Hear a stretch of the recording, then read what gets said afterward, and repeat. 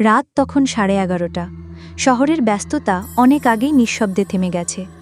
ধীরে ধীরে ঠান্ডা বাতাস ঢুকছে রাস্তার পাশের গলি দিয়ে। মেঘলা, সদ্য বিশ্ববিদ্যালয়ের দ্বিতীয় বর্ষের ছাত্রী, তার নতুন মেয়েদের হোস্টেলে ফিরল। পুরনো এই হোস্টেলটা একসময় এক সরকারি বাংলো ছিল।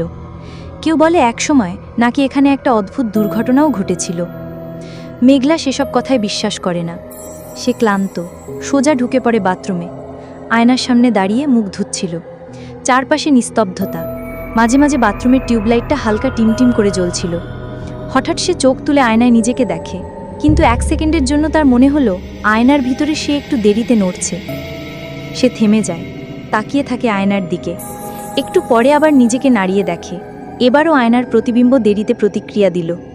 হাতের পাতায় জল ছিল, কিন্তু হঠাৎ ঠান্ডা অনুভব করে। তারপর হঠাৎ আয়নার ভেতরের মেঘলা মুখে এক অদ্ভুত হাসি দিল, একটা হাসি যা সে নিজে দেয়নি।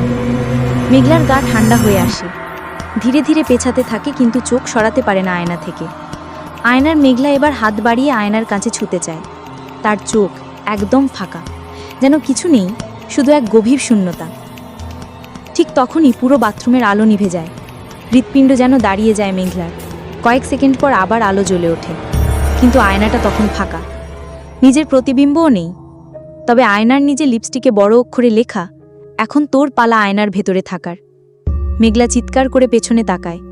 পেছনে কেউ নেই, কিন্তু আয়নায় ধীরে ধীরে তার ছায়াটা আবার ফিরতে থাকে, তবে সেটা যেন সে নয়। পার্ট 2 দেখতে চাইলে কমেন্ট করুন, সাবস্ক্রাইব করুন আর